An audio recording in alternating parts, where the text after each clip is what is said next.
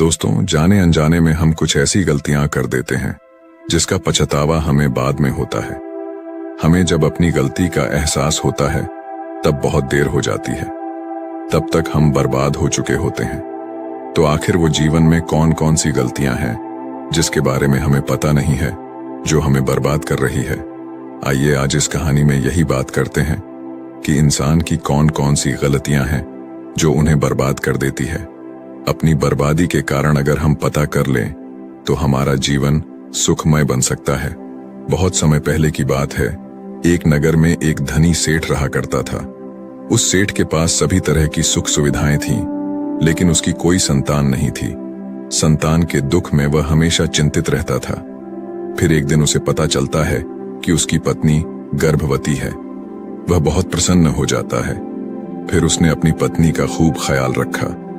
ऐसे में एक दिन उसके घर पर एक पुत्र का जन्म होता है। सेठ पुत्र के जन्म पर बहुत ही प्रसन्न था।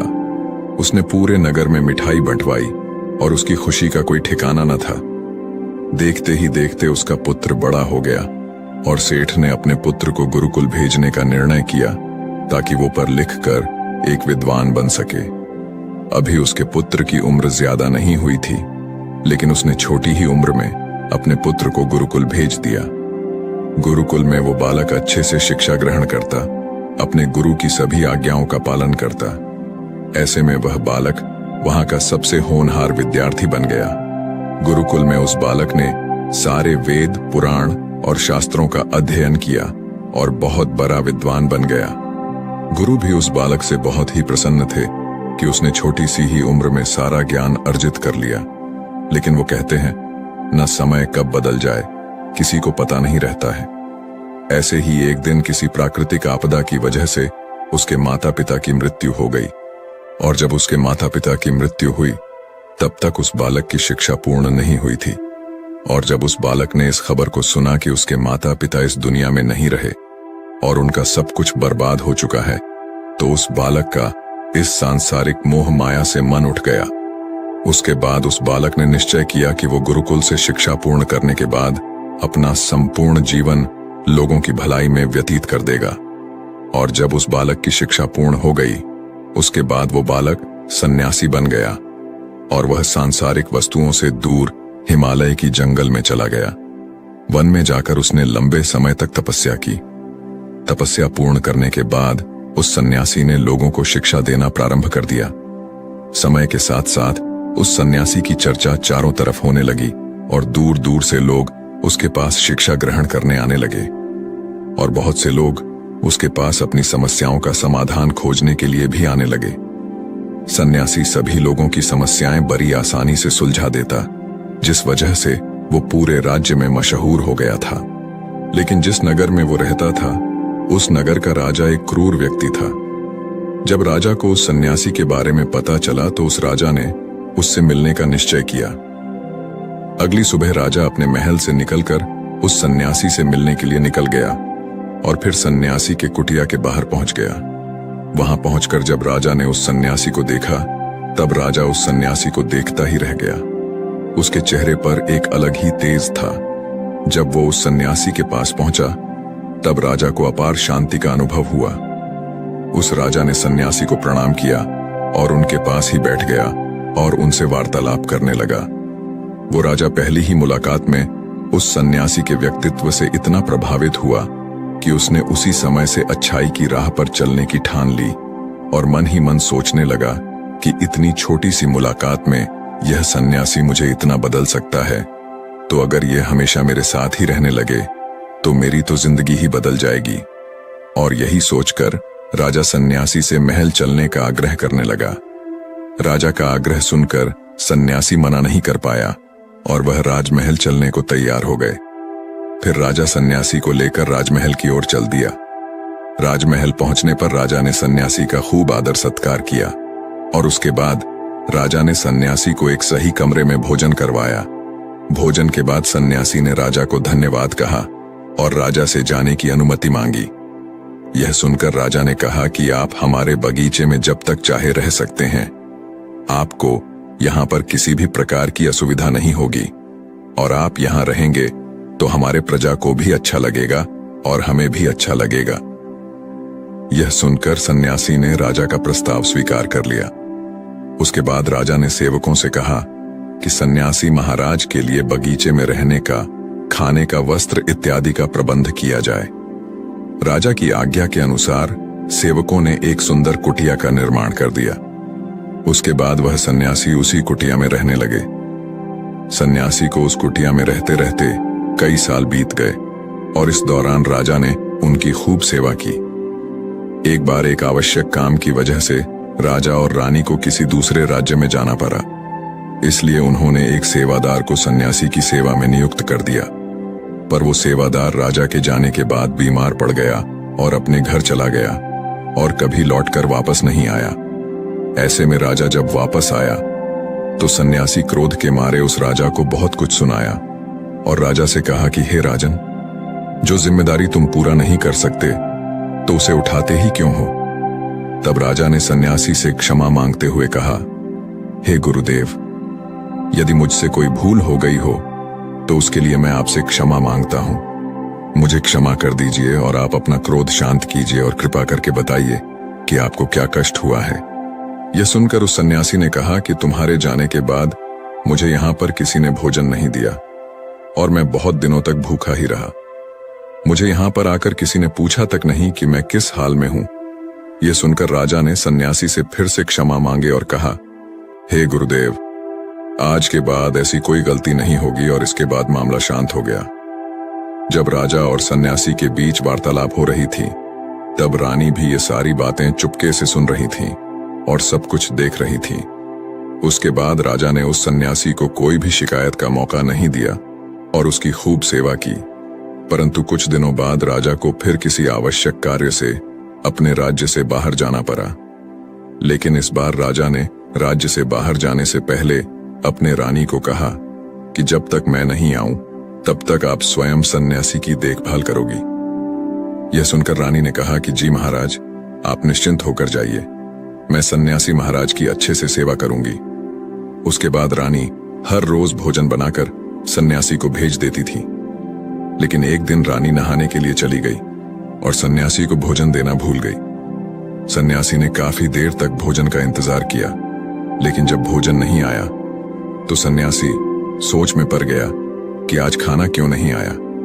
उसके बाद सन्यासी ने सोचा कि वो खुद महल में जाकर देखेगा कि आखिर अब तक खाना क्यों नहीं आया, और फिर वह महल पहुंच गया। जब वो महल के अंदर दाखिल हुआ, वहां उसकी नजर रानी पर पड़ी। रानी के लंबे लंबे घने काले बाल जो कि उसके कमर पर लहरा रही थीं, उसकी कजरारी आंखें जो देखने मात्र से किसी को भी घायल कर दे, उसकी हिरनी जैसी चाल। रानी के इतने सुंदर रूप को देखकर सन्यासी चकित हो गया और रानी की सुंदरता सन्यासी के मन में घर कर गई और वह वहां से बिना कुछ कहे ही अपनी कुटिया में लौट आया। सन्यासी रानी के रूप की सुंदरता को भुला ना सका और वह खाना पीना छोड़कर अपनी कुटिया में पड़ा रहा। सन्यासी अपने विचारों के चलते कई दिनों तक कुछ नहीं खाया, जिस वजह से वो बहुत कमजोर हो गया। फिर कुछ समय बाद राजा वापस लौटे और जब उन्हें सन्यासी की हालत का पता चला तो वह सीधे सन्यासी से मिलने उनके कुटिया के पास पहुंच गए और बोले कि हे गुरुदेव, क्या बात है, आपको क्या हो गया है और आप इतने कमजोर कैसे हो गए? आखिर आपको किस बात की चिंता है? किस गहरी सोच में डूबे हुए हो? क्या मुझसे कोई भूल हो गई है? तब सन्यासी ने कहा कि नहीं राजन, आपसे कोई भूल नहीं हुई है। यह सुनकर राजा ने कहा, तो फिर आखिर क्या बात है, आप मुझे बताइए, मैं आपकी परेशानी जरूर हल करूंगा। यह सुनकर सन्यासी ने राजा से कहा कि हे राजन, मैं आपके रानी की अद्भुत सुंदरता को देखकर उनके विचारों में खो गया हूं और अब मैं रानी के बिना जिंदा भी नहीं रह सकता। यह बातें सुनकर राजा हैरान रह गया और कुछ देर सोचने के बाद राजा ने उस सन्यासी से कहा, मैं आपको रानी दे दूंगा। यह बात सुनते ही सन्यासी बहुत प्रसन्न हो गया। फिर राजा सन्यासी को लेकर महल चले गए और जब राजा सन्यासी को लेकर महल पहुंचे, उस दिन रानी ने सबसे सुंदर वस्त्र पहनी हुई थी। फिर राजा रानी के पास पहुंचे और रानी से कहा कि आपको इस सन्यासी की मदद करनी चाहिए। यह बहुत कमजोर पड़ गए हैं और मैं नहीं चाहता कि किसी ज्ञानी पुरुष की हत्या का कलंक मेरे सर पर लगे। उसके बाद राजा ने रानी से पूछा, कि क्या आप इस कलंक को अपने सिर लेना चाहेंगे? राजा की यह बात सुनकर रानी ने राजा से पूछा कि आखिर इस सन्यासी के दुख का कारण क्या है। तब राजा ने रानी से कहा कि सन्यासी आपके अद्भुत सुंदरता के दीवाने हो गए हैं। राजा की यह बात सुनकर रानी ने कहा, राजन आप चिंता न करें, अब आप सब कुछ मेरे ऊपर छोड़ दीजिए। मुझे पता है कि मुझे अब क्या करना है। उससे आपके ऊपर न तो सन्यासी के हत्या का पाप लगेगा और न ही उससे मेरी पवित्रता का नाश होगा। रानी की यह बात सुनकर राजा ने रानी को सन्यासी को सौंप दिया। उसके बाद सन्यासी रानी को लेकर कुटिया में पहुंचे। कुटिया के अंदर दाखिल होकर रानी ने सन्यासी से कहा कि हमें रहने के लिए घर चाहिए, हम इस झोपड़ी में नहीं रह सकते। ये सुनकर सन्यासी राजा के पास गया और राजा से जाकर बोला कि हे राजन, हमें रहने के लिए एक घर चाहिए। सन्यासी की बात सुनकर राजा ने उनके लिए घर का प्रबंध कर दिया। फिर सन्यासी रानी को लेकर घर पहुंचा।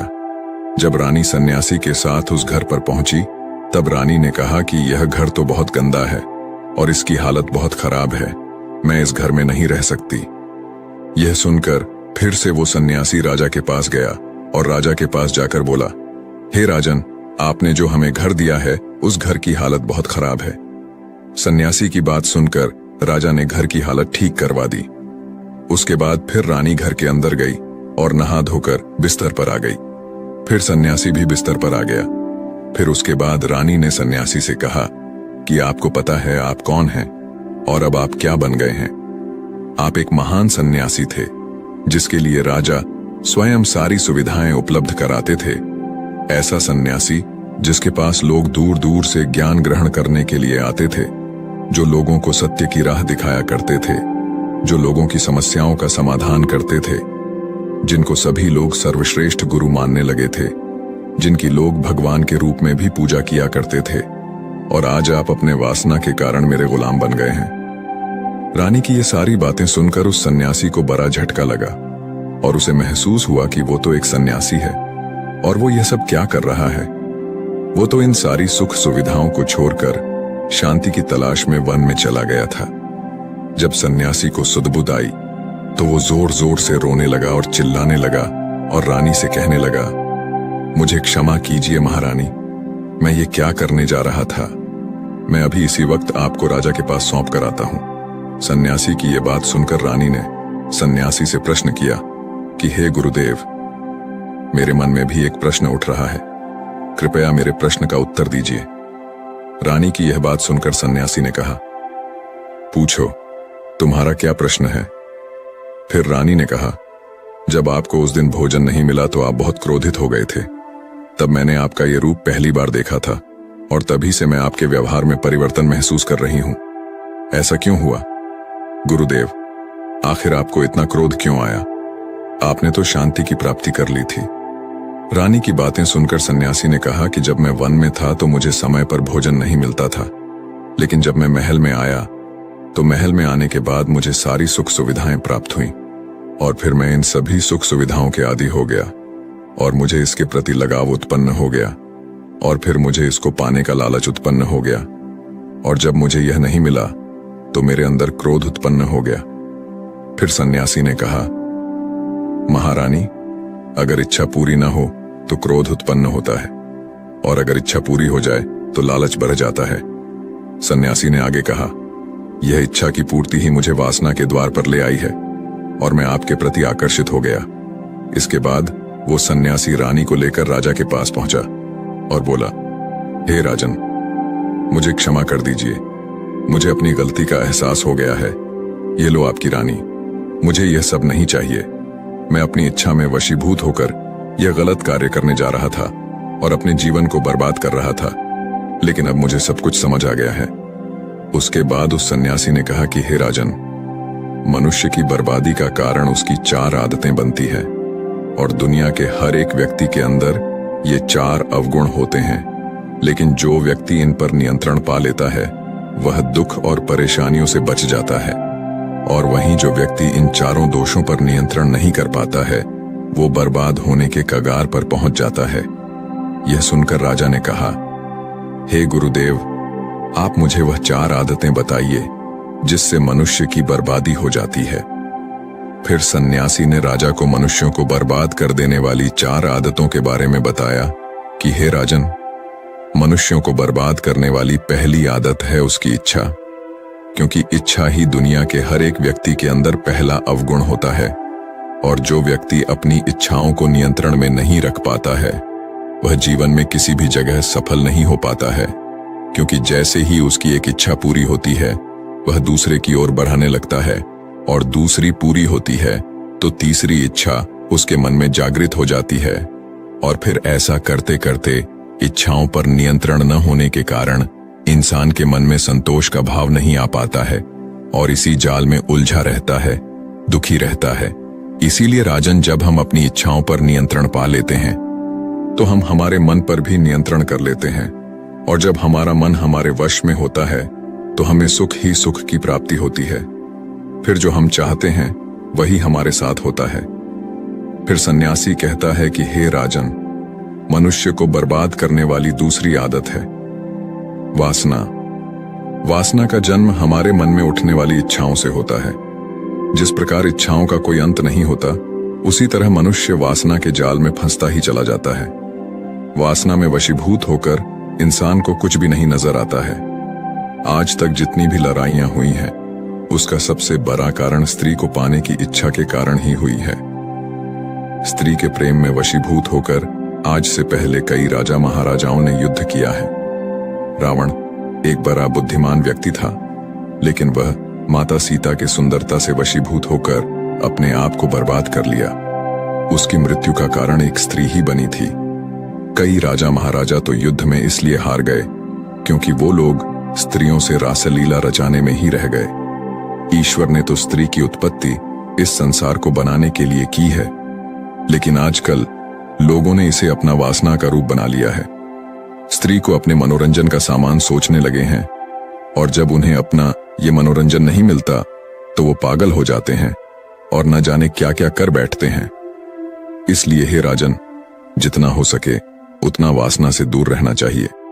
फिर सन्यासी कहते हैं कि हे राजन, मनुष्य को बर्बाद करने वाली तीसरी आदत है क्रोध, क्योंकि जब मनुष्य की वासना की पूर्ति नहीं होती है तो उसके अंदर क्रोध उत्पन्न हो जाता है, और जब व्यक्ति को क्रोध आता है तो उस पर उसका नियंत्रण नहीं होता है, और फिर वह क्रोध में आकर कई गलत निर्णय ले लेता है।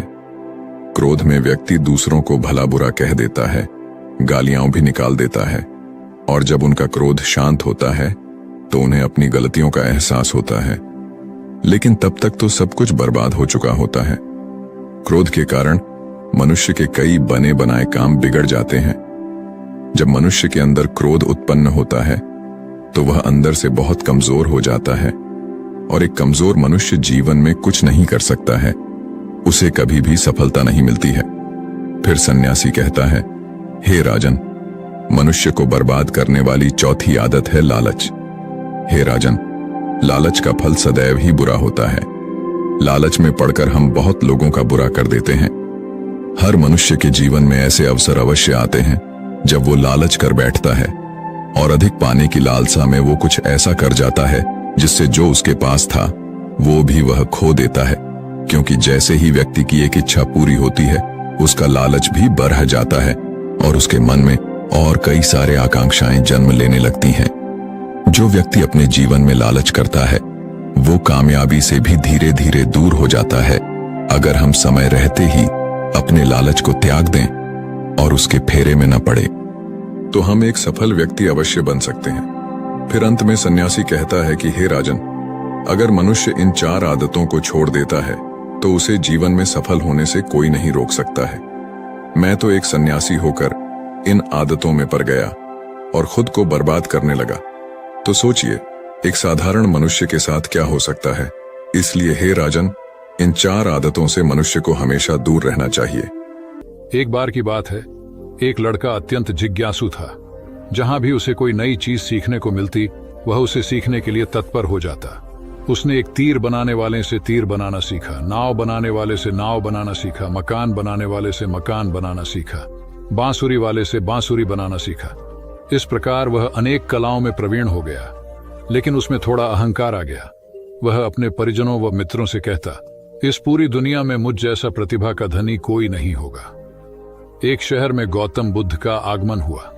उन्होंने जब उस लड़के की कला और अहंकार दोनों के विषय में सुना तो मन में सोचा कि इस लड़के को एक ऐसी कला सिखानी चाहिए जो अब तक की सीखी कलाओं से बड़ी हो।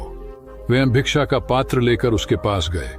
लड़के ने पूछा, आप कौन हैं? बुद्ध बोले, मैं अपने शरीर को नियंत्रण में रखने वाला एक आदमी हूं।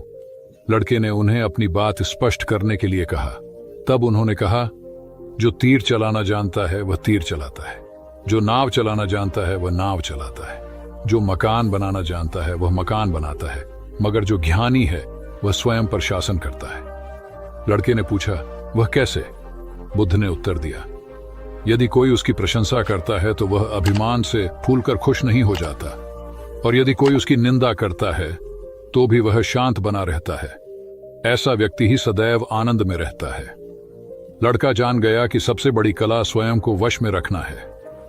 कथा सार यह है कि आत्मनियंत्रण जब सध जाता है तो संभव आता है, और यही संभव अनुकूल प्रतिकूल दोनों स्थितियों में हमें प्रसन्न रखता है। सिद्धार्थ ने मौन का महत्व समझाया।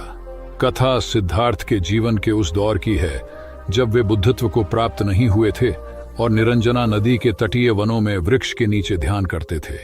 सिद्धार्थ प्रतिदिन ध्यान करने के बाद पास के किसी गांव में चले जाते और भिक्षा मांगकर लौट आते। कुछ दिनों के बाद उन्होंने भिक्षाटन पर जाना बंद कर दिया, क्योंकि एक गांव के प्रधान की छोटी बेटी सुजाता उनके लिए नित्य भोजन लाने लगी। सिद्धार्थ को वह बड़े स्नेह से भोजन कराती थी।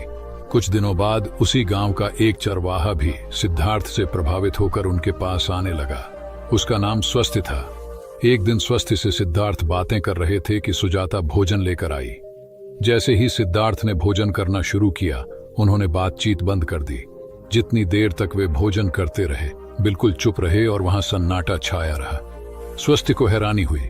उसने सिद्धार्थ के भोजन करने के उपरांत उनसे पूछा, गुरुदेव, आप मेरे आने के बाद निरंतर वार्तालाप करते रहे, किंतु भोजन के समय एक शब्द भी नहीं बोले। इसका क्या कारण है? सिद्धार्थ बोले, भोजन का निर्माण बड़ी कठिनाई से होता है। किसान पहले बीज बोता है, फिर पौधों की रखवाली करता है, और तब कहीं जाकर अनाज पैदा होता है। फिर घर की महिलाएं उसे बड़े जतन से खाने योग्य बनाती हैं। इतनी कठिनाई से तैयार भोजन का पूरा आनंद तभी संभव है जब हम पूर्णतः मौन हों। भोजन के दौरान मैं मौन रहकर उसका पूरा स्वाद लेता हूं। वस्तुतः शांति से किया गया भोजन न केवल शारीरिक भूख को तृप्त करता है, बल्कि मानसिक आनंद और सात्विक ऊर्जा भी देता है। बुद्ध ने संयम रखना सिखाया। बुद्ध के पास उनका एक शिष्य आया और बौखलाए स्वर में बोला, जमींदार राम सिंह ने मेरा अपमान किया है, आप सभी चलें, उसे सबक सिखाना होगा। बुद्ध बोले, प्रियवर, सच्चे बौद्ध का अपमान करने की शक्ति किसी में नहीं होती। तुम इस बात को भुला दो। जब प्रसंग भुला दोगे तो अपमान कहां बचा रहेगा। शिष्य ने कहा, उसने आपके प्रति भी अपशब्दों का प्रयोग किया था। आप चलिए तो सही। आपको देखते ही वह शर्मिंदा हो जाएगा और क्षमा मांग लेगा। इससे मैं संतुष्ट हो जाऊंगा। बुद्ध कुछ विचार कर बोले, अच्छा, यदि ऐसी बात है तो मैं अवश्य ही राम जी के पास चलकर उसे समझाने का प्रयास करूंगा। शिष्य ने आतुर होकर कहा, चलिए, नहीं तो रात हो जाएगी। बुद्ध ने कहा, रात आएगी तो क्या, रात के पश्चात दिन भी तो आएगा। यदि तुम वहां चलना आवश्यक ही समझते हो तो मुझे कल याद दिलाना, कल चलेंगे। दूसरे दिन बात आई गई हो गई। शिष्य अपने काम में लग गया और बुद्ध अपनी साधना में लीन हो गए। दोपहर होने पर बुद्ध ने शिष्य से पूछा, आज राम जी के पास चलना है? शिष्य ने कहा, नहीं, मैंने जब घटना पर फिर से विचार किया तो मुझे इस बात का आभास हुआ कि भूल मेरी ही थी। अब राम जी के पास चलने की कोई जरूरत नहीं है। बुद्ध ने मुस्कुराकर कहा, अगर हम तुरंत प्रतिक्रिया देने से बचें तो हमारे भीतर की कटुता समाप्त हो जाती है। शिष्य बुद्ध का आशय समझ उनके प्रति नतमस्तक हो गया। ध्यान और सावधानी का रहस्य। महात्मा गौतम बुद्ध के श्रावस्ती में प्रवचन चल रहे थे। प्रवचन में नित्य ही बड़ी संख्या में लोग आते और विविध महत्वपूर्ण व गंभीर विषयों पर बुद्ध से ज्ञान ग्रहण करते।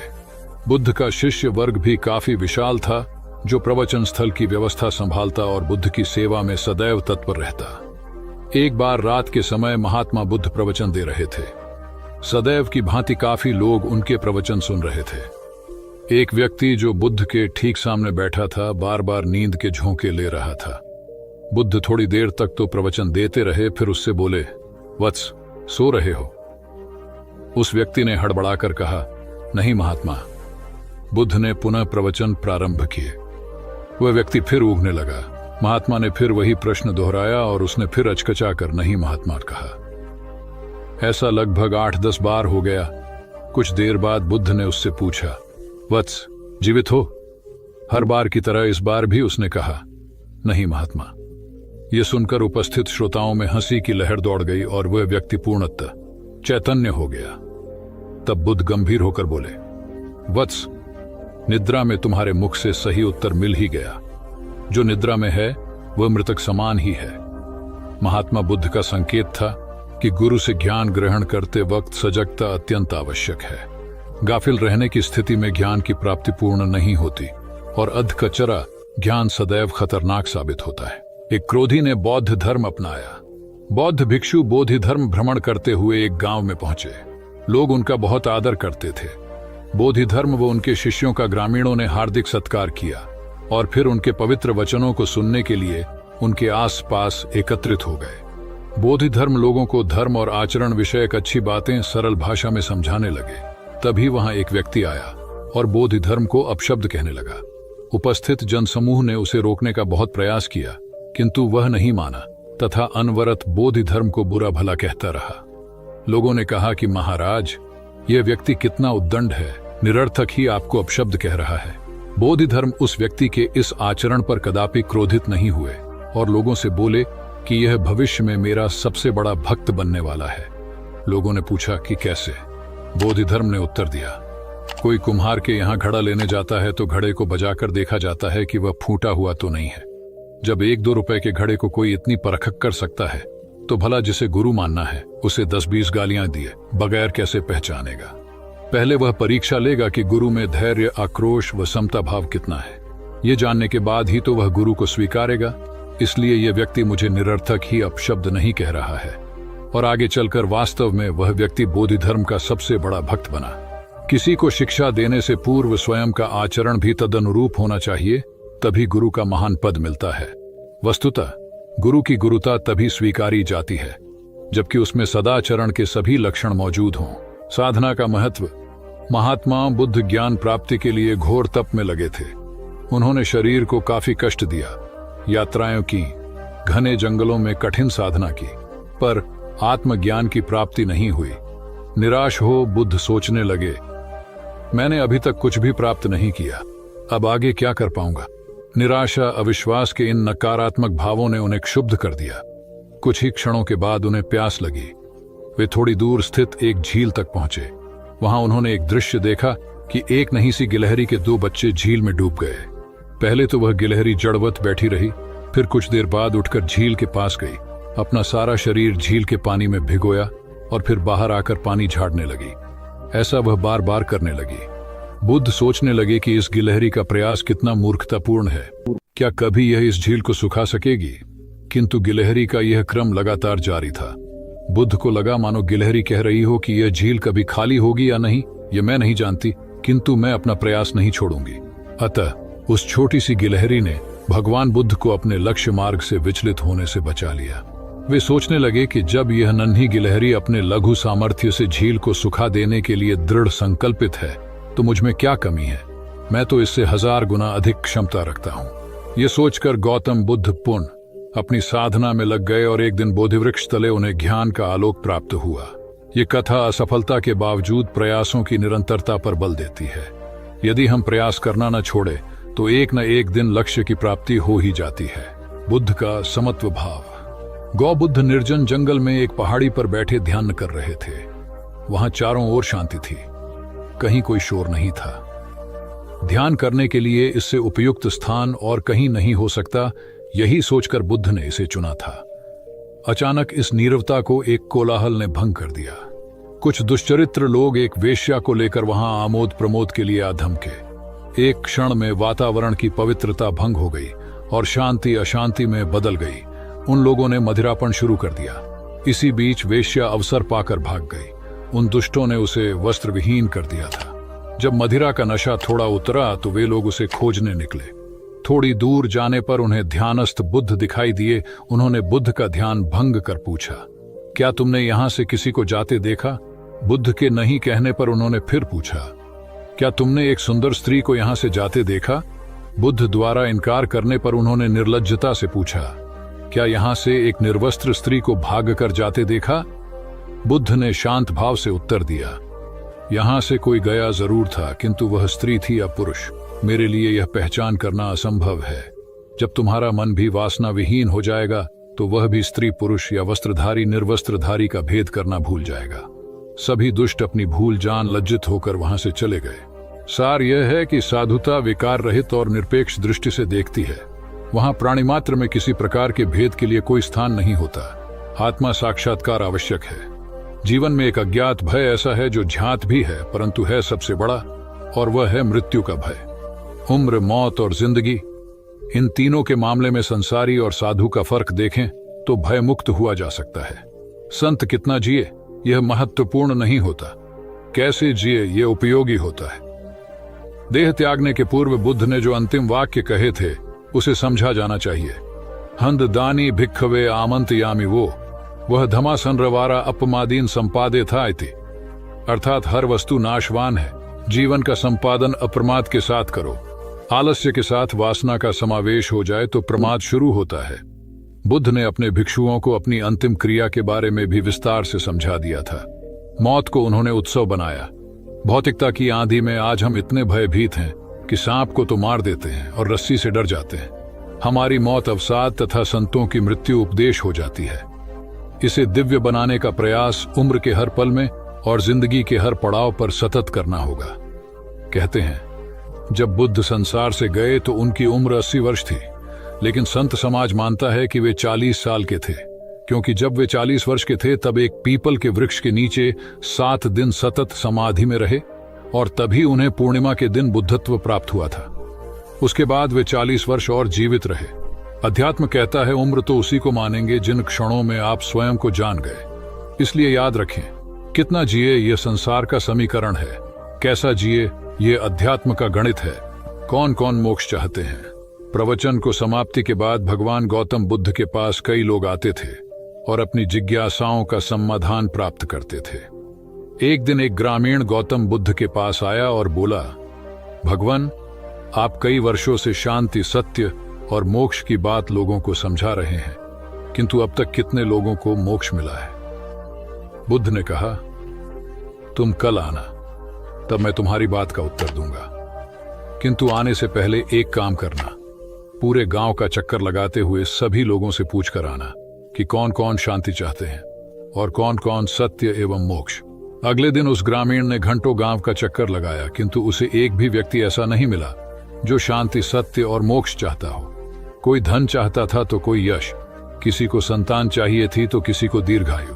ग्रामीण बुद्ध के पास आकर बोला, ये विचित्र गांव है भगवान, कोई कुछ चाहता तो कोई कुछ, लेकिन शांति, सत्य और मोक्ष चाहने वाला कोई नहीं है।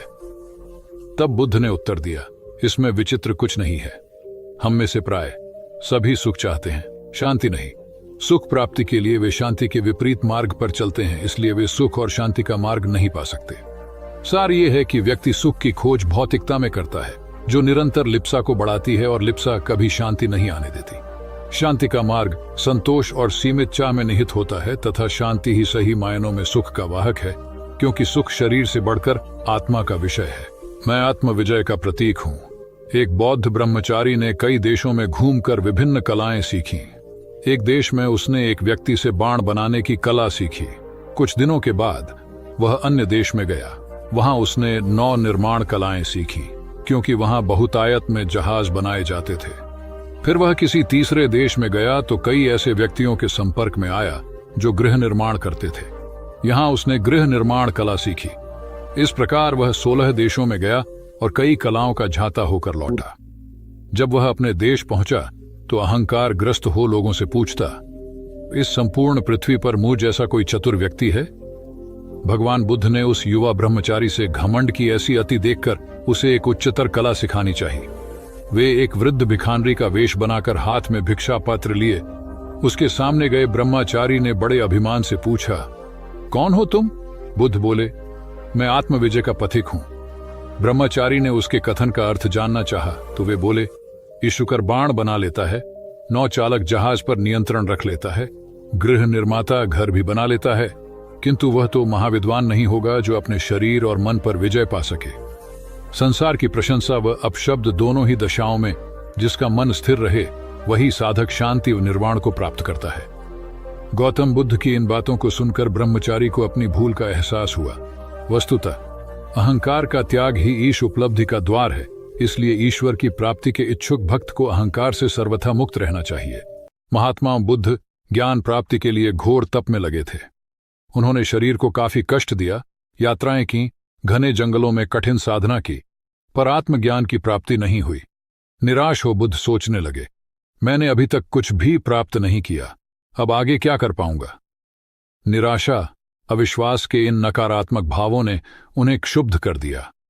कुछ ही क्षणों के बाद उन्हें प्यास लगी। वे थोड़ी दूर स्थित एक झील तक पहुंचे। वहां उन्होंने एक दृश्य देखा कि एक नन्ही सी गिलहरी के 2 बच्चे झील में डूब गए। पहले तो वह गिलहरी जड़वत बैठी रही, फिर कुछ देर बाद उठकर झील के पास गई, अपना सारा शरीर झील के पानी में भिगोया और फिर बाहर आकर पानी झाड़ने लगी। ऐसा वह बार बार करने लगी।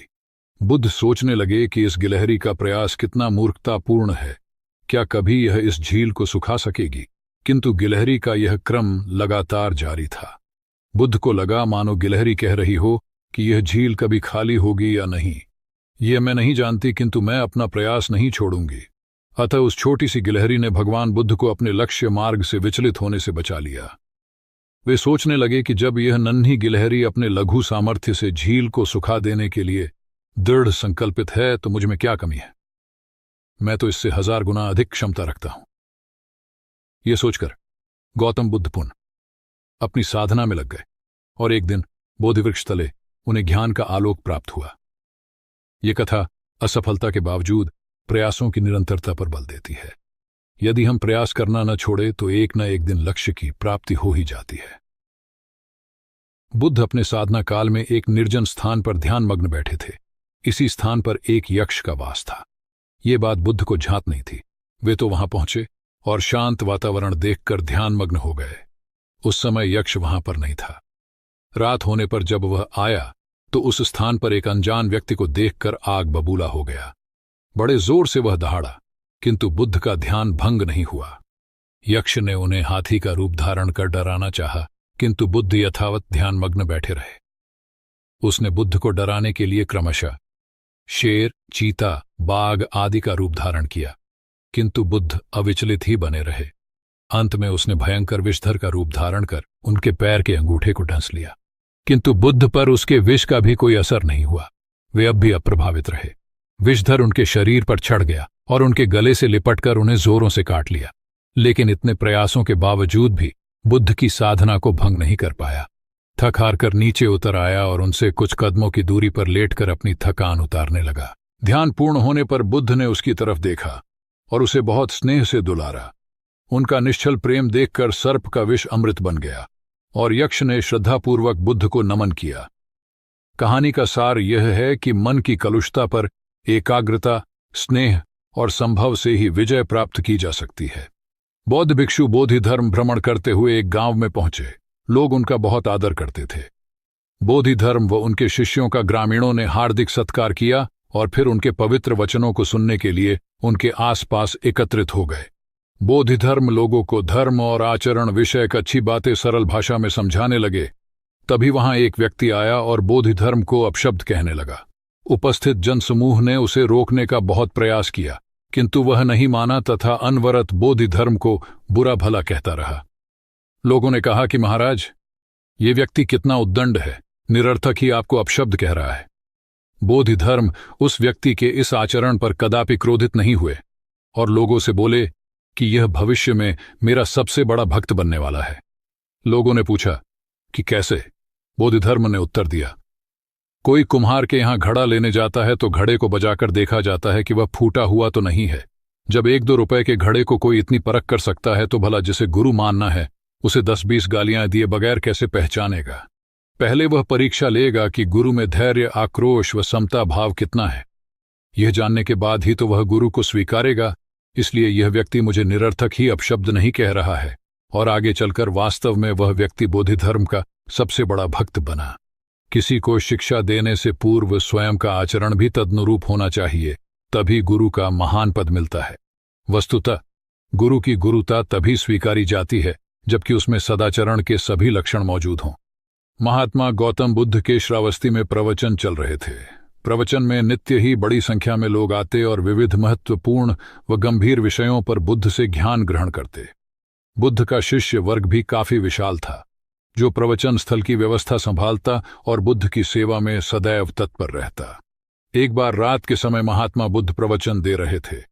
सदैव की भांति काफी लोग उनके प्रवचन सुन रहे थे। एक व्यक्ति जो बुद्ध के ठीक सामने बैठा था, बार बार नींद के झोंके ले रहा था। बुद्ध थोड़ी देर तक तो प्रवचन देते रहे, फिर उससे बोले, वत्स, सो रहे हो? उस व्यक्ति ने हड़बड़ाकर कहा, नहीं महात्मा। बुद्ध ने पुनः प्रवचन प्रारंभ किए। वह व्यक्ति फिर ऊँघने लगा। महात्मा ने फिर वही प्रश्न दोहराया और उसने फिर अचकचाकर नहीं महात्मा कहा। ऐसा लगभग 8-10 बार हो गया। कुछ देर बाद बुद्ध ने उससे पूछा, वत्स, जीवित हो? हर बार की तरह इस बार भी उसने कहा, नहीं महात्मा। यह सुनकर उपस्थित श्रोताओं में हंसी की लहर दौड़ गई और वह व्यक्ति पूर्णतः चैतन्य हो गया। तब बुद्ध गंभीर होकर बोले, वत्स, निद्रा में तुम्हारे मुख से सही उत्तर मिल ही गया। जो निद्रा में है वह मृतक समान ही है। महात्मा बुद्ध का संकेत था कि गुरु से ज्ञान ग्रहण करते वक्त सजगता अत्यंत आवश्यक है। गाफिल रहने की स्थिति में ज्ञान की प्राप्ति पूर्ण नहीं होती और अधकचरा ज्ञान सदैव खतरनाक साबित होता है। कथा सिद्धार्थ के जीवन के उस दौर की है जब वे बुद्धत्व को प्राप्त नहीं हुए थे और निरंजना नदी के तटीय वनों में वृक्ष के नीचे ध्यान करते थे। सिद्धार्थ प्रतिदिन ध्यान करने के बाद पास के किसी गांव में चले जाते और भिक्षा मांगकर लौट आते। कुछ दिनों के बाद उन्होंने भिक्षाटन पर जाना बंद कर दिया, क्योंकि एक गांव के प्रधान की छोटी बेटी सुजाता उनके लिए नित्य भोजन लाने लगी। सिद्धार्थ को वह बड़े स्नेह से भोजन कराती थी। कुछ दिनों बाद उसी गांव का एक चरवाहा भी सिद्धार्थ से प्रभावित होकर उनके पास आने लगा। उसका नाम स्वस्थि था। एक दिन स्वस्थि से सिद्धार्थ बातें कर रहे थे कि सुजाता भोजन लेकर आई। जैसे ही सिद्धार्थ ने भोजन करना शुरू किया, उन्होंने बातचीत बंद कर दी। जितनी देर तक वे भोजन करते रहे, बिल्कुल चुप रहे और वहां सन्नाटा छाया रहा। स्वस्थि को हैरानी हुई। उसने सिद्धार्थ के भोजन करने के उपरांत उनसे पूछा, गुरुदेव, आप मेरे आने के बाद निरंतर वार्तालाप करते रहे, किंतु भोजन के समय एक शब्द भी नहीं बोले।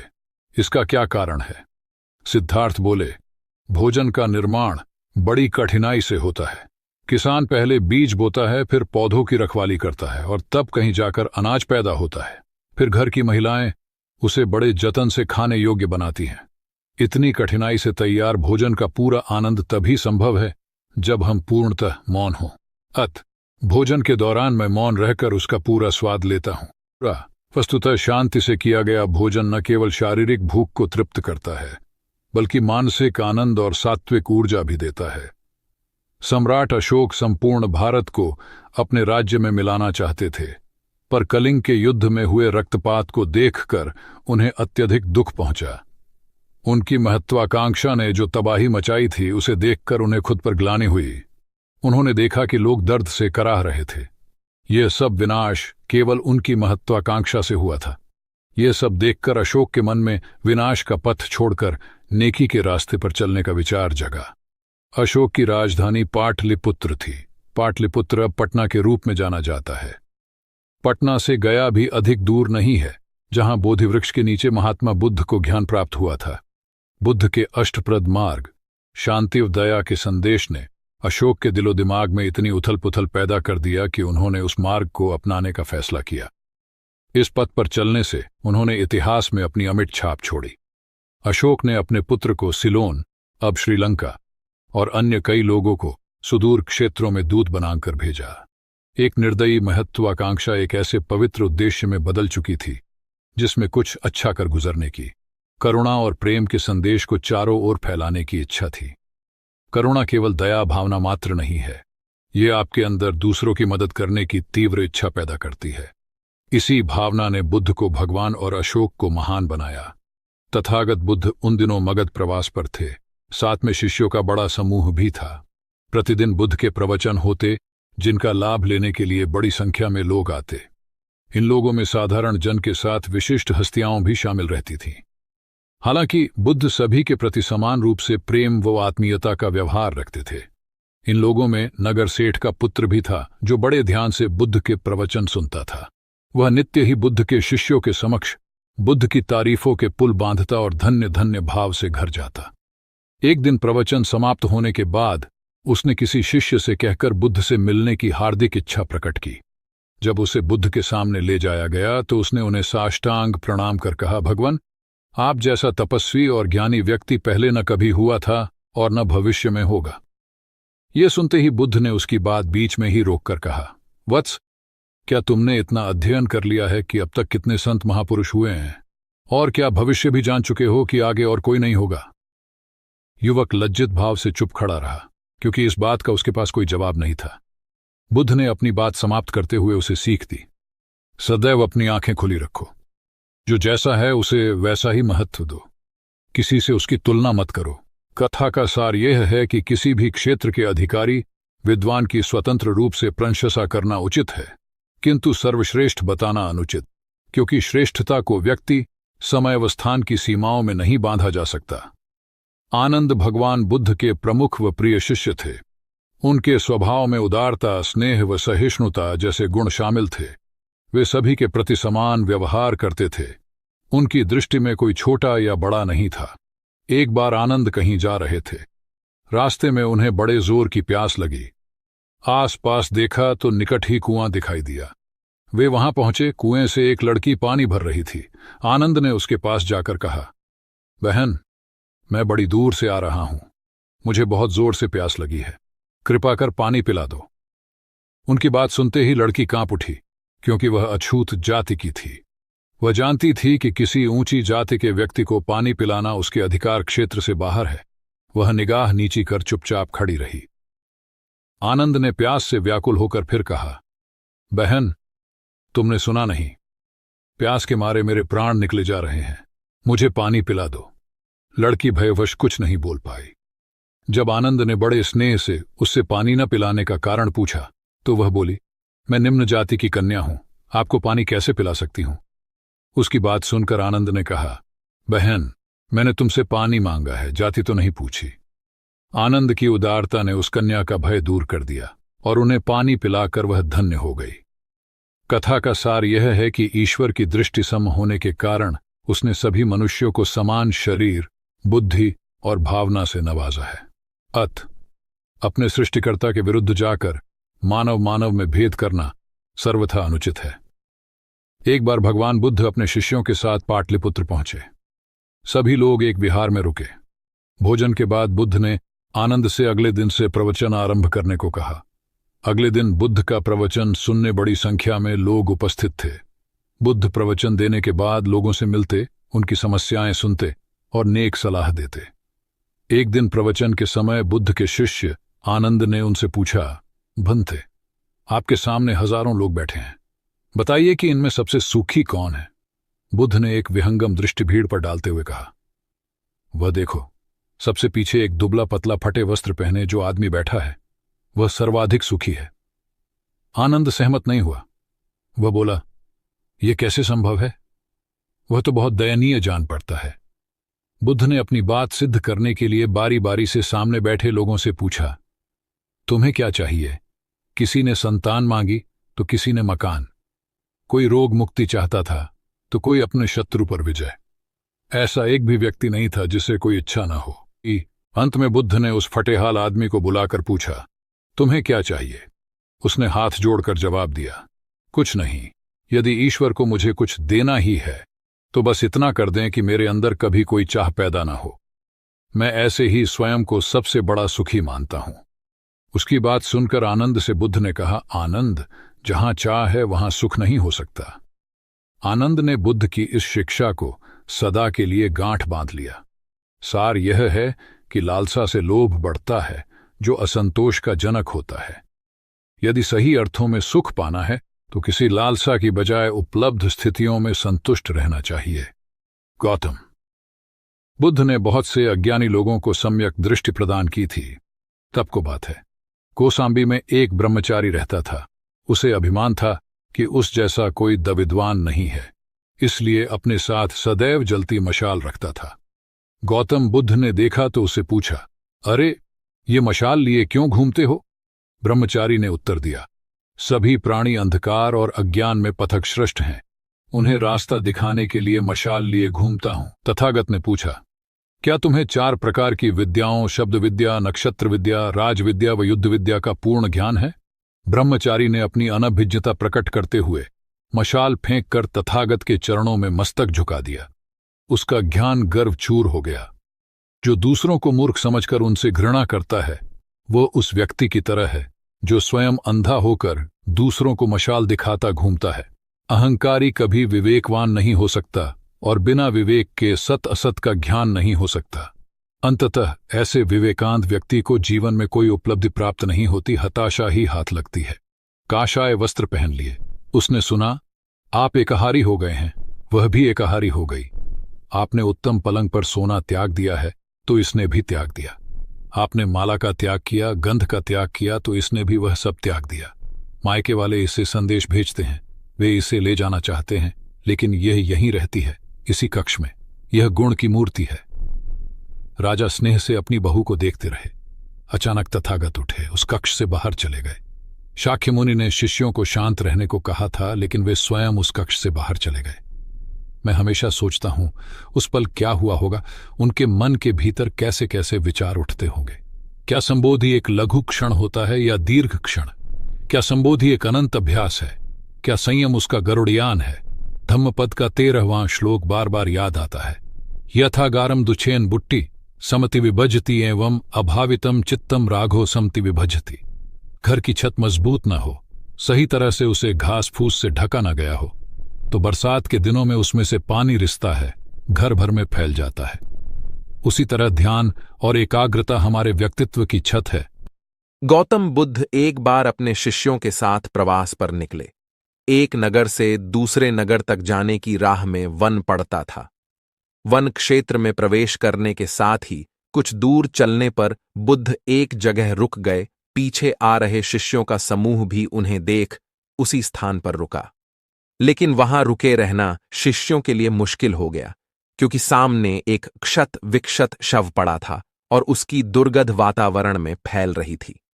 शिष्यों ने अपने वस्त्र से नाक बंद कर ली, लेकिन बुद्ध शव की ओर टकटकी लगाए देखते रहे।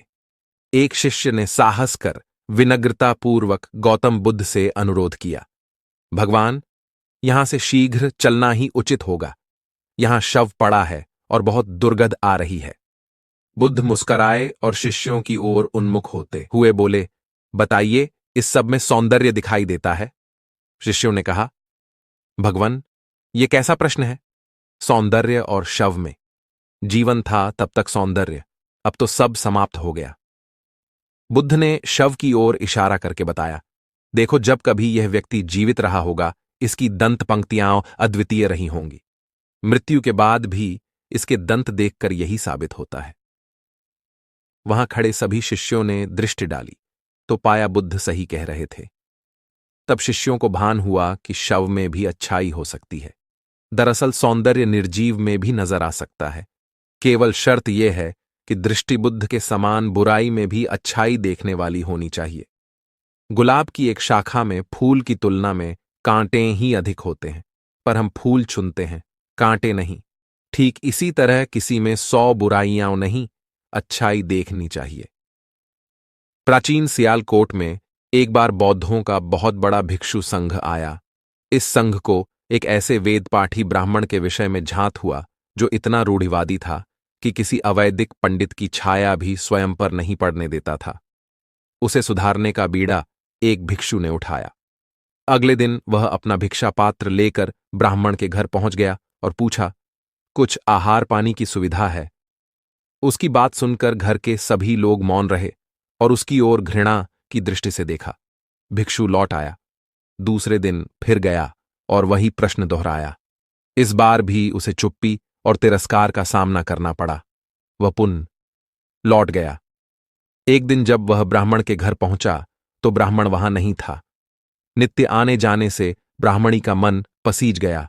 वह बोली, मैं तो तुम्हें आहार पानी दे दूं, किंतु पंडित जी की नाराजगी के कारण विवश हूं। भिक्षु ने कहा, कोई बात नहीं बहन, मैं अपना काम करता हूं, तुम अपना काम करो। वापस लौटते हुए भिक्षु को ब्राह्मण मिल गया। उसने भिक्षु को खूब खरी खोटी सुनाई। तब भिक्षु ने कहा, इतने दिनों तक आपके घर से कुछ नहीं मिला, किंतु आज आपकी पत्नी ने नहीं दी है। अब किसी दिन हां भी मिल जाएगा। ब्राह्मण थोड़ा शांत हुआ और बोला, यह क्रम कब तक जारी रखोगे?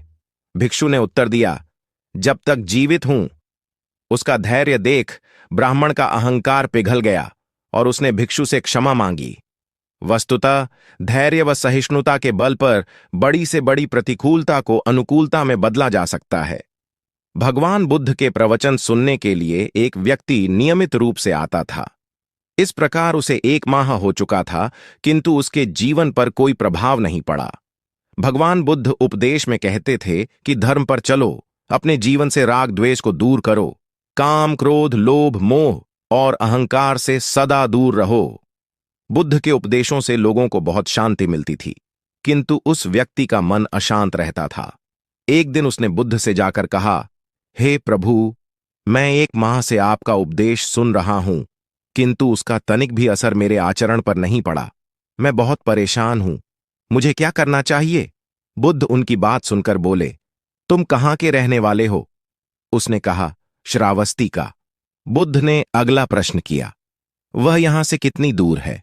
उसने अनुमान से बता दिया। बुद्ध ने पुनः जिज्ञासा प्रकट की, कितना समय लगता है? उस व्यक्ति ने हिसाब लगाकर बता दिया। बुद्ध ने कहा, अब बताओ कि क्या तुम यहां पर बैठे बैठे ही अपने घर पहुंच सकते हो? उसने कहा, यह कैसे हो सकता है? वहां पहुंचने के लिए तो चलना होगा।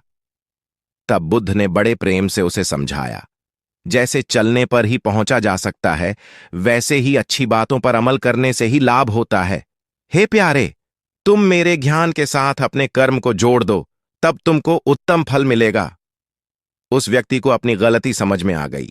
उसने अपने जीवन में सुधार कर लिया, जिससे उसका जीवन सदाचारी बन गया।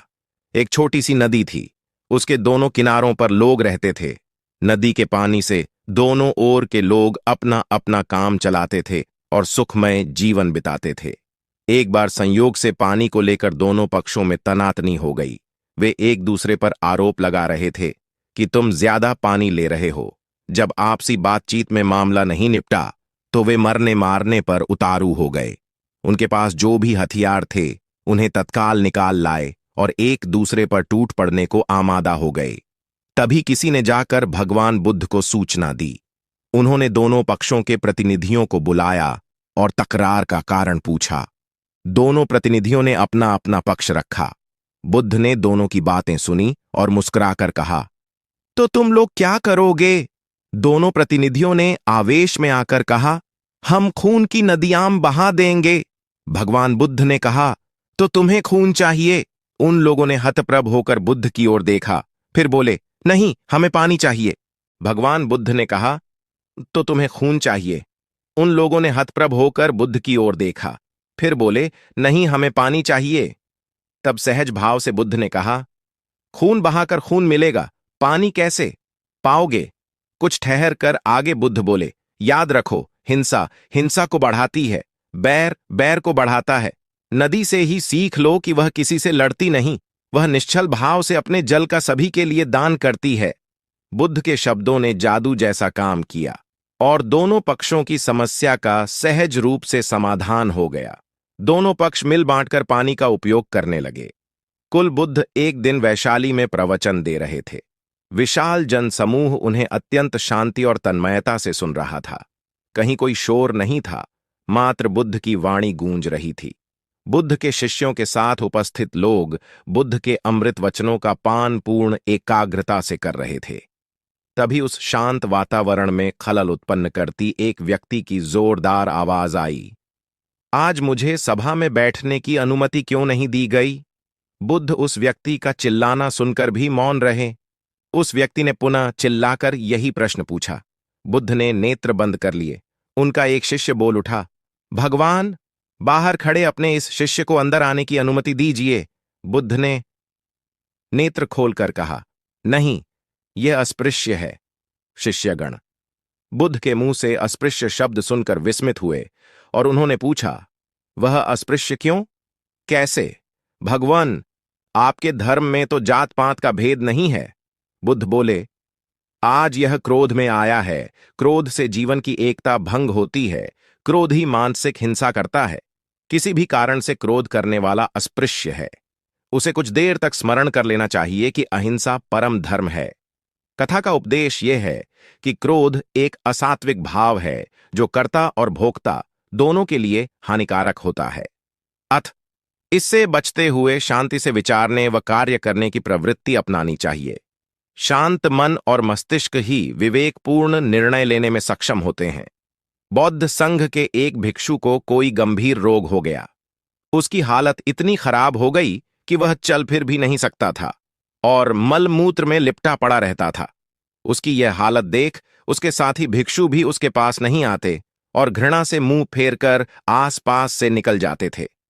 कुछ दिनों बाद बुद्ध को यह बात पता चली तो वे तत्काल अपने प्रिय शिष्य आनंद के साथ उस भिक्षु के पास पहुंचे। उसकी दयनीय दशा से उन्हें घोर कष्ट हुआ। उन्होंने भिक्षु से पूछा, तुम्हें कौन सा रोग हुआ है? भिक्षु बोला, भगवान, मुझे पेट की बीमारी है। बुद्ध ने स्नेह से उसके सिर पर हाथ फेरते हुए प्रश्न किया, क्या तुम्हारी परिचर्या करने वाला कोई नहीं है? भिक्षु की ना सुनते ही बुद्ध ने आनंद से कहा, पानी लेकर आओ, हम लोग पहले इसका शरीर स्वच्छ करेंगे। आनंद पानी लेकर आए। फिर बुद्ध ने भिक्षु के शरीर पर पानी डाला और आनंद ने उसके मलमूत्र को साफ किया। अच्छी तरह धो पोंछकर बुद्ध ने भिक्षु के सिर को पकड़ा और आनंद ने पैरों को।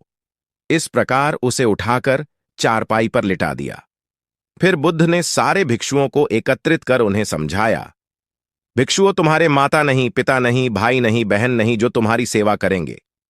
यदि तुम परस्पर एक दूसरे की सेवा और देखभाल नहीं करोगे तो फिर कौन करेगा? याद रखो, जो रोगी की सेवा करता है वह ईश्वर की सेवा करता है। दीनहीन के प्रति करुणा व सेवा का भाव इस जगत को बुद्ध का सबसे बड़ा संदेश है जो प्रत्येक देश, काल, परिस्थिति में प्रासंगिक है। गौतम सिद्धार्थ बुद्धत्व प्राप्त करके महात्मा बुद्ध बन गए। सत्य, अहिंसा और दया की मूर्ति बुद्ध अपने शिष्यों के साथ एक गांव में पहुंचे। कुछ अज्ञानी लोग उनके विरोधी थे। वे बुद्ध को अपशब्द कहने लगे। बुद्ध के शिष्यों को बहुत बुरा लगा, मगर बुद्ध ने उन्हें समझाया, ये लोग तो केवल अपशब्द ही कह रहे हैं। अगर ये पत्थर भी मार रहे होते तो भी मैं कहता कि मारने दो।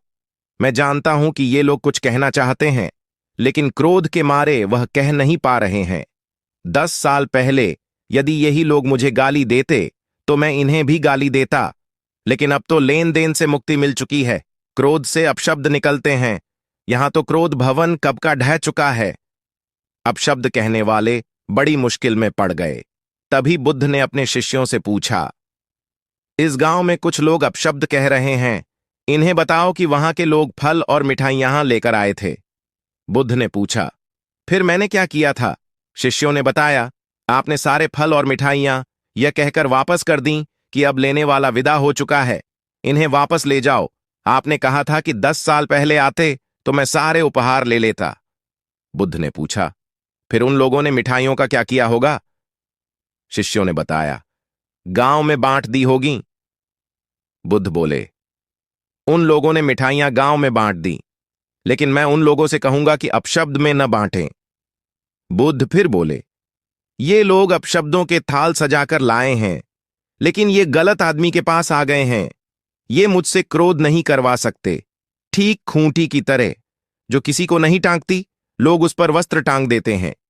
एक बार जैतवन के सभी ग्रामवासी भगवान बुद्ध के दर्शन करने और उपदेश सुनने के लिए एकत्र हुए। उस समय महाकश्यप, मौदगल्यायन, सारिपुत्र, चुंद और देवदत्त जैसे प्रबुद्ध जन बुद्ध के साथ धर्म विषय गंभीर चर्चा में तन्मय थे। ग्रामवासी थोड़ा ठिठक कर खड़े हो गए, क्योंकि इतने ज्ञानी जनों के बीच उन सभी को असहज सा महसूस हो रहा था। कुछ देर बाद बुद्ध की दृष्टि इन ग्रामवासियों पर पड़ी। उन्होंने तुरंत धर्म चर्चा रोक दी। प्रबुद्ध जन बुद्ध के इस व्यवहार पर चकित हो उठे और प्रश्नात्मक दृष्टि से उनको ओर देखा। बुद्ध अनाथ पिंडक नामक जिज्ञासु से बोले, भद्र, उठो, सामने ब्राह्मण मंडली खड़ी है, उन्हें आसन दो और आतिथ्य की सामग्री ले आओ। अनाथ पिंडक ने पीछे मुड़कर देखा तो उसे ब्राह्मण मंडली तो कहीं नहीं दिखी। मैले कुचैले या फटे वस्त्रों में खड़े ग्रामवासियों का झुंड दिखाई दिया। पिंडक ने शक्ति स्वर में कहा, देव, उन लोगों में एक भी ब्राह्मण नहीं है। ये सभी तो निम्न जाति के हैं, कई तो इनमें शूद्र हैं। बुद्ध गंभीर होकर बोले, पिंडक, जो व्यक्ति सदा श्रद्धावान है वह ब्राह्मण ही है। ये लोग प्रयोजन के लिए भावयुक्त होकर आए हैं, इसलिए इस समय तो ये ब्राह्मण ही हैं। अत तुम इनका समुचित सत्कार करो।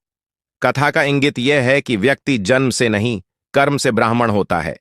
जो सद्गुणी हों और सत्कर्मी हों, वे शूद्र जाति में जन्मने के बावजूद ब्राह्मण हैं तथा उसी रूप में उनका आदर किया जाना चाहिए।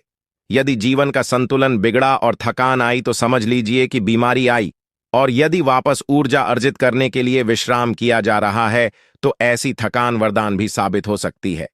इन दिनों जिस तरह की हमारी जीवन शैली है, इसमें असंतुलन बहुत अधिक है। सुबह उठने से लेकर रात को सोने तक शरीर की कुछ नियमित क्रियाएं हैं, आदमी उसे भूल गया है। गौतम बुद्ध बहुत काम करते पर कभी थकते नहीं थे। आज भी कई साधु संत उतना ही परिश्रम कर रहे हैं जितना एक कॉर्पोरेट जगत का सफल व्यक्ति करता है, और जब वे रात को सोते हैं तो पूरी बेफिक्री के साथ। बुद्ध से उनके शिष्यों ने एक बार पूछा था, आप थकते नहीं? बुद्ध का उत्तर था, जब मैं कुछ करता ही नहीं तो थकूंगा कैसे? बात सुनने में अजीब लगती है लेकिन है बड़ी गहरी। अध्यात्म ने इसे साक्षी भाव कहा है। स्वयं को करते हुए देखना, यह वह स्थिति होती है जब तन सक्रिय और मन विश्राम की मुद्रा में होता है। आज ज्यादातर लोग असमय, अकारण थक जाते हैं, जिसका एक बड़ा कारण असंतुलित जीवन है। एक होता है थकान को महसूस करना और दूसरा है स्वाभाविक थकान। जिस समय आपकी रुचियों, इच्छाओं और मूल स्वभाव में धीमापन आने लगे, अकारण चिड़चिड़ाहट हो जाए, समझ लें कि यह थकान बीमारी है। इसलिए प्रतिदिन योग, प्राणायाम और ध्यान करें। ये क्रियाएं अपने आप में एक विश्राम हैं। करने वाला कोई और है, हम तो महज उसके हाथों की कठपुतली हैं। महात्मा बुद्ध का उपदेश। दाता दाता चले गए, रह गए अब कंजूस। दान मान समझे नहीं, लड़ने को तजबूत। एक बार प्रदेश में अकाल पड़ा। यह देखकर गौतम बुद्ध को बड़ा दुख हुआ। उन्होंने लोगों से कहा कि बहुत से लोग अन्न और वस्त्र के लिए तरस रहे हैं। उनकी सहायता करना हर मनुष्य का धर्म है। आप लोगों से जो कुछ बने वह दान करें। बुद्ध का उपदेश सुनकर सब लोग बिना दिए अपने अपने घर चले गए। एक गरीब व्यक्ति बैठा ही रहा। उसने सोचा कि मेरे पास तो ये वस्त्र हैं, अगर मैं इन्हें उतार कर दे दूंगा तो नंगा हो जाऊंगा। उसने फिर से सोचा कि मनुष्य बिना वस्त्र के पैदा होता है और बिना वस्त्र के ही चला जाता है। न जाने कितने साधु सन्यासी बिना वस्त्र के रहते हैं, फिर मैं बिना वस्त्र के क्यों नहीं रह सकता। उसने अपने वस्त्र उतार कर बुद्ध को दे दिए। भगवान बुद्ध ने उसे आशीर्वाद दिया। वह प्रसन्न होकर घर की ओर चल पड़ा। वह खुशी से चिल्लाकर कह रहा था, मैंने अपने आधे मन को जीत लिया है। तभी सामने से राजा की सवारी आ रही थी। उस गरीब की बात सुनकर राजा ने उसे अपने पास बुलाया और पूछा कि तुमने आधे मन को कैसे जीता है? उस गरीब ने कहा कि भगवान बुद्ध दुखियों के लिए दान मांग रहे थे। यह सुनकर मैंने अपने वस्त्र उतार दिए। पहले तो मेरे मन ने इनकार किया, फिर मैंने उसे समझाया कि मनुष्य बिना वस्त्र के पैदा होता है और मृत्यु होने पर साथ में कुछ भी नहीं जाता। राजा उसकी बात से बड़ा प्रसन्न हुआ। उसने मोतियों का हार और कीमती वस्त्र उसे दिए। उसने वह सब ले जाकर भगवान बुद्ध के चरणों में रख दिए। बुद्ध ने उसे हृदय से लगाते हुए कहा, जो दूसरों के लिए अपना सब कुछ दे देता है उसकी बराबरी कोई नहीं कर सकता। बुद्ध ने बालक को समझाया। गौतम बुद्ध ने समझाया ज्ञानी आदमी कैसे अपने ऊपर शासन करना जानता है। एक लड़का बहुत चतुर था। उसने बहुत सी कलाएं सीखीं। उसे तीर चलाना आ गया। वह नाव खेने लगा और बढ़िया से बढ़िया मकान बनाना सीख गया। उसके बाद वह घर लौटा। बड़े घमंड से वह लोगों से कहता, इस दुनिया में मेरे मुकाबले का कोई नहीं है, मैं सब कुछ जानता हूं। गौतम बुद्ध ने यह देखा तो सोचा, इसे शिक्षा देनी चाहिए। उन्होंने एक बूढ़े का रूप बनाया और हाथ में भिक्षा पात्र लेकर उसके पास गए। लड़के ने पूछा, तुम कौन हो? बुद्ध ने कहा, मैं अपने मन को वश में रखने वाला एक आदमी हूं। उनकी बात लड़के को समझ में नहीं आई। उसने कहा, आपका मतलब? बुद्ध बोले, कोई आदमी तीर चलाना जानता है, कोई नाव खेना जानता है, कोई घर बनाना जानता है, लेकिन ज्ञानी आदमी अपने ऊपर शासन करना जानता है। लड़का बुद्ध के इतने कहने पर भी कुछ न समझ सका। उनसे फिर पूछा, अपने ऊपर शासन करना क्या होता है? बुद्ध ने कहा, अगर कोई उसकी प्रशंसा करे तो वह खुशी से नहीं फूलता, निंदा करे तो दुखी नहीं होता। इस तरह उसका मन उसके वश में रहता है। ऐसा आदमी किसी चीज या हुनर का अभिमान नहीं करता। बुद्ध की बात का उस लड़के पर ऐसा असर हुआ कि उस दिन से उसने डींग हाँकना बंद कर दिया। बुद्ध का शिष्य। महाभारत में बताया गया है कि भीष्म पितामह को इच्छा मृत्यु का वरदान प्राप्त था, अर्थात वे स्वयं जब तक मृत्यु का आह्वान न करें, काल उनके पास भी नहीं भटक सकता था। इसी तरह अमरता को लेकर अनेक कथाएं प्रचलित हैं। महात्मा बुद्ध अपने शिष्यों के साथ भिक्षाटन पर जा रहे थे। रास्ते में शिष्यों ने एक पौधे की तरफ इशारा करते हुए पूछा, भंते, इस पौधे की उम्र क्या है? बुद्ध ने बताया कि यह अमर वृक्ष है, इसकी उम्र अंतहीन है। तभी एक शिष्य ने उस वृक्ष को जड़ से उखाड़ फेंक दिया और बुद्ध से बोला, गुरुवर, मैंने उसे एक ही पल में उखाड़ कर समाप्त कर दिया। बुद्ध मुस्कुराए और निश्शब्द आगे बढ़ गए। महीनों बाद जब चातुर्मास बिताकर वे उसी रास्ते से लौटे तो सभी ने उस पौधे को वापस हरा भरा देखा। वृक्ष को उखाड़ने वाले शिष्य ने पूछा, तथागत, आपको इस पौधे की अनश्वरता का कैसे पता चला? बुद्ध ने उत्तर दिया, मैं इस नन्हे से पौधे की अनंत जिजीविषा को जानता था। यह जीवन और अमरता की पहली शर्त है। जिसमें यह भावना है वही जीवन को दीर्घ बना सकता है। बुद्ध की सहनशीलता। गौतम बुद्ध सत्य, अहिंसा और सहिष्णुता की प्रतिमूर्ति थे। इन्हीं सद्गुणों का उपदेश वे घूम घूम कर देते और लोगों से इन्हें अपनाने का आग्रह करते। एक दिन वे किसी गांव में पहुंचे। वहां कुछ ऐसे अज्ञानी लोग थे जो बुद्ध के विरोधी थे। वे बुद्ध को अपशब्द कहने लगे। ये देखकर बुद्ध के शिष्यों को बहुत बुरा लगा। उन्होंने बुद्ध से इसका विरोध करने का आग्रह किया तो बुद्ध ने उन्हें समझाया कि ये लोग तो अपशब्द ही कह रहे हैं। यदि ये पत्थर भी मार रहे होते तो भी मैं कहता कि मारने दो। मैं जानता हूं कि ये कुछ कहना चाहते हैं लेकिन क्रोध के कारण कह नहीं पा रहे। 10 साल पूर्व यदि ये ही लोग मुझे गाली देते तो मैं भी इन्हें गाली देता, किंतु अब तो लेन देन से मुक्ति मिल गई है। क्रोध से अपशब्द निकलते हैं। यहां तो क्रोध भवन कब का ढह चुका है। बुद्ध के विचार सुनकर अपशब्द कहने वाले हैरान रह गए। बुद्ध ने आगे अपने शिष्यों से कहा, इन लोगों को बताओ कि पिछले गांव में क्या हुआ था।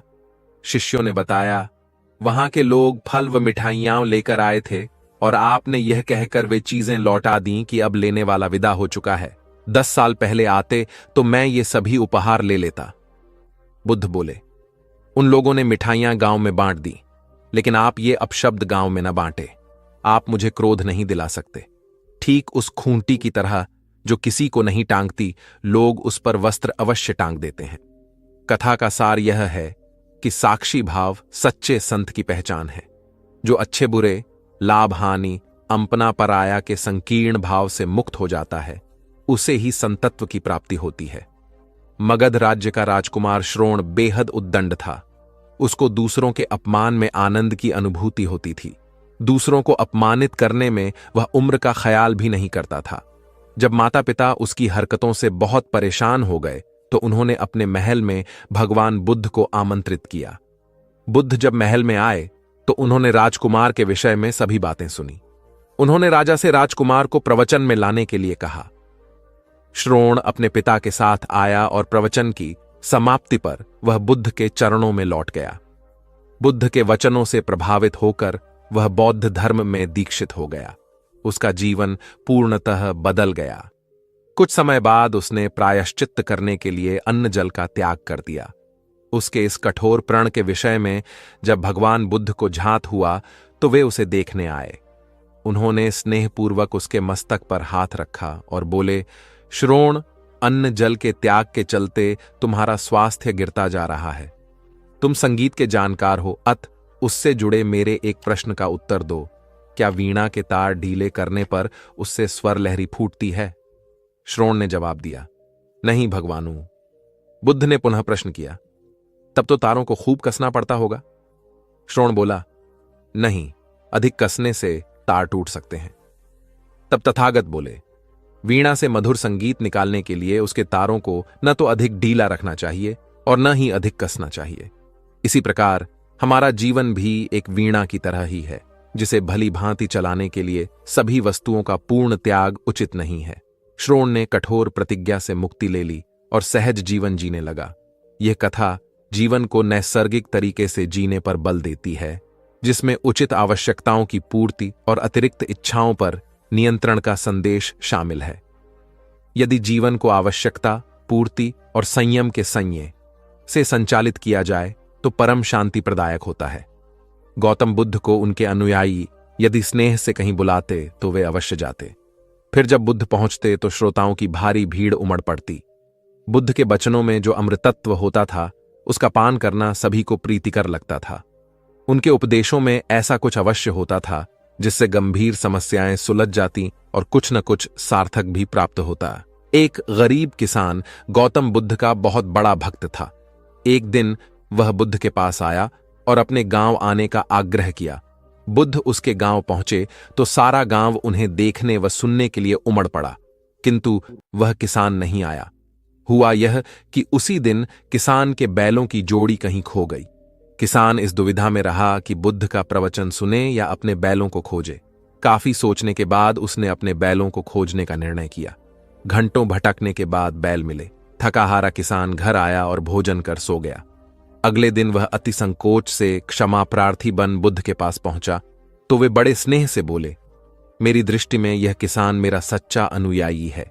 इसने उपदेश से अधिक महत्व कर्म को दिया। यदि यह कल बैलों को न ढूंढते हुए उपदेश सुनता तो मेरी बातें इसकी समझ में नहीं आती, क्योंकि मन बैलों में अटका रहता। इसने कर्म को महत्व देकर प्रशंसनीय काम किया। सार यह है कि हम जहां जिस भूमिका में हों उसका ईमानदारी से निर्वाह करें। यही सच्ची आध्यात्मिकता है, क्योंकि प्रत्येक धर्म कर्म को ही सर्वोपरि महत्व देता है। गौतम बुद्ध को उनके अनुयायी यदि स्नेह से कहीं बुलाते तो वे अवश्य जाते। फिर जब बुद्ध पहुंचते तो श्रोताओं की भारी भीड़ उमड़ पड़ती। बुद्ध के वचनों में जो अमृतत्व होता था, उसका पान करना सभी को प्रीतिकर लगता था। उनके उपदेशों में ऐसा कुछ अवश्य होता था जिससे गंभीर समस्याएं सुलझ जाती और कुछ न कुछ सार्थक भी प्राप्त हो। सार यह है कि हम जहां जिस भूमिका में हो उसका ईमानदारी से निर्वाह करें। यही सच्ची आध्यात्मिकता है, क्योंकि प्रत्येक धर्म कर्म को ही सर्वोपरि महत्व देता है। गौतम बुद्ध के पास उनका प्रिय शिष्य पूर्ण पहुंचा। बुद्ध ध्यानावस्था में बैठे थे। पूर्ण के पहुंचने पर उन्होंने आंखें थोड़ी सी खोली और पूर्ण से आने का कारण पूछा तो उसने कहा, मैं धर्म प्रचार के लिए जाना चाहता हूं, आपकी आज्ञा चाहिए। बुद्ध मुस्कुराए और कहा, पूर्ण, धर्म की राह बहुत मुश्किल है। तुम लोगों को अच्छी बातें बताने जाओगे और लोग तुम पर नाराज होंगे। हो सकता है कि अपशब्द भी कहे। इस पर पूर्ण ने कहा, कोई बात नहीं, मैं यह सोचकर उनकी बातों पर ध्यान नहीं दूंगा कि उन्होंने अपशब्द ही कहे, पिटाई तो नहीं की। बुद्ध बोले, हो सकता है कि कुछ लोग हाथ उठा दें। पूर्ण ने कहा, तब मैं यह सोचकर उन्हें क्षमा कर दूंगा कि उन्होंने मुझ पर शस्त्रों से प्रहार तो नहीं किया। बुद्ध फिर बोले, हे पूर्ण, हो सकता है कि कुछ लोग तुम पर शस्त्रों का भी उपयोग करें। पूर्ण ने उत्तर दिया, तब मैं यह सोचकर उनके प्रति कोई प्रतिकार की भावना नहीं रखूंगा कि उन्होंने मुझे मारा, पर जान से तो नहीं मार डाला, मुझे जीवित छोड़ दिया। बुद्ध ने फिर कहा, और यदि तुम्हारे प्राण ही ले लिए तब? पूर्ण ने तत्क्षण सिर झुकाकर कहा, तब मैं उनका आभारी रहूंगा कि उन्होंने धर्म के मार्ग पर मेरे प्राणों का उत्सर्ग करने में मेरी सहायता की। मैं उनके प्रति कृतज्ञ रहूंगा। तब बुद्ध ने आंखें खोली और आशीर्वाद देकर अनुमति दी तथा पूर्ण से कहा, अब तुम धर्म प्रचार करने के पात्र हो। जो किसी में भी कोई दोष न देखे वही सच्चा है। अच्छाई के मार्ग पर चलना बहुत मुश्किल काम है। जो इस राह पर चलता है उसके मार्ग में अनेक बाधाएं आती हैं, लेकिन जो व्यक्ति किसी में भी दोष न देखे वही बाधाओं को सहजता से पार कर अपने लक्ष्य को पूरा कर पाता है। एक बार गौतम बुद्ध जब वन से गुजर रहे थे तब एक राक्षसी हाथ में तलवार लेकर प्रकट हुई और कहा, अरे बुद्ध, आज तुम्हारे प्रेम को मेरी घृणा के सामने झुकना ही पड़ेगा। आज तुम्हारे जीवन का अंतिम दिन है। बुद्ध ने मुस्कुराते हुए उत्तर दिया, मैं घृणा, उपहास और द्वेष के आगे नतमस्तक नहीं होऊंगा। मैं निंदा, प्रशंसा अथवा उपहास किसी से भी प्रभावित नहीं होता। तुम मुझसे इतनी घृणा करती हो, पर मैं तो तुमसे भी प्रेम करता हूं। राक्षसी ने पूछा, तुम मुझसे प्रेम क्यों करते हो? बुद्ध बोले, मैं तुम में मां का रूप देख रहा हूं और मां तो प्रेम का रूप होती है, उसमें हिंसा हो ही नहीं सकती। इतना सुनते ही राक्षसी के हाथ से तलवार गिर पड़ी। हे बुद्ध, तुम धन्य हो। इतना कहते ही बहदेवी में बदल गई और अंतर्धान हो गई।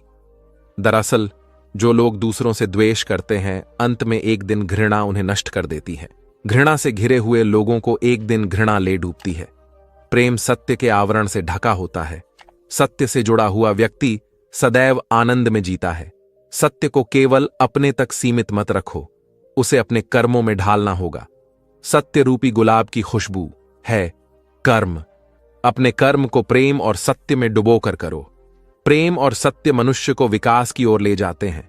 ध्यान रहे कि ये दोनों मार्ग ईश्वर की ओर जाते हैं। इस मार्ग पर चलने वाले सहज में ही आनंद और शांति को पा लेते हैं। गौतम बुद्ध भ्रमण करते हुए वैशाली नगर के वन विहार में पहुंचे। उनके आगमन का समाचार पूरे नगर में फैल गया। कुछ ही समय में मानो पूरा नगर उनके दर्शन के लिए उमड़ पड़ा। बड़े व्यापारी, शिक्षाविद, समाज सेवी, अधिकारी और राज परिवार से जुड़े कई वरिष्ठ भी वहां पहुंचे। सभी की भावना थी कि तथागत बुद्ध अपने शिष्यों सहित उनके निवास पर पहुंचे एवं भोज का आमंत्रण स्वीकारें। बुद्ध सभी के निवेदन को सुन रहे थे और स्वभावगत मुस्कान के साथ आमंत्रण का आभार व्यक्त कर रहे थे। तभी वैशाली की यात गणिका आम्रपाली भी वहां पहुंची। वह बुद्ध की शिक्षा से प्रेरित होकर बहुत पहले ही अपनी गणिका वृत्ति त्याग चुकी थी।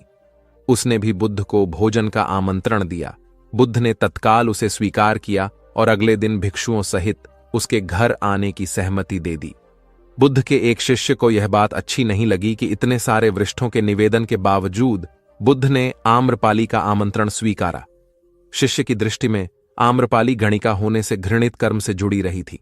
जब सभी लोग चले गए तब शिष्य ने पूछा, भगवान, इतने लोगों ने आपको न्योता दिया, फिर आपने आम्रपाली का ही आमंत्रण क्यों स्वीकारा? बुद्ध ने कहा, माना वह गणिका थी, लेकिन पश्चाताप की अग्नि में तपकर वह निर्मल हो चुकी है। यदि कोई व्यक्ति इस निर्मलता को प्राप्त कर ले तो वह उनसे भी श्रेष्ठ हो जाता है जो ऐसे किसी घृणित कर्म में लीन न रहे हों। ऐसे व्यक्ति का आमंत्रण स्वीकारने में संकोच नहीं होना चाहिए। कोई व्यक्ति जब तक बुरे कामों में संलग्न रहता है तब तक उससे दूरी रहे तो ठीक है, लेकिन जो बुरे कामों को छोड़ दे उसे स्वीकार करने में संकोच नहीं करना चाहिए। इससे उसकी अच्छाई की ओर बढ़ने की भावना को बल मिलता है। गौबुद्ध के जीवन की एक घटना है। उन्होंने नियम बना रखा था कि वे अपने संघ में स्त्रियों को स्थान नहीं देंगे। स्त्रियों के लिए भिक्षु होने की दीक्षा उन्होंने वर्जित कर रखी थी। एक समय गौतम बुद्ध एक गांव में ठहरे हुए थे। वहां महाप्रजापति गौतमी उनके पास पहुंची। उन्होंने बुद्ध से कहा, आप स्त्रियों को भी दीक्षा दें। किंतु बुद्ध ने अस्वीकार कर दिया।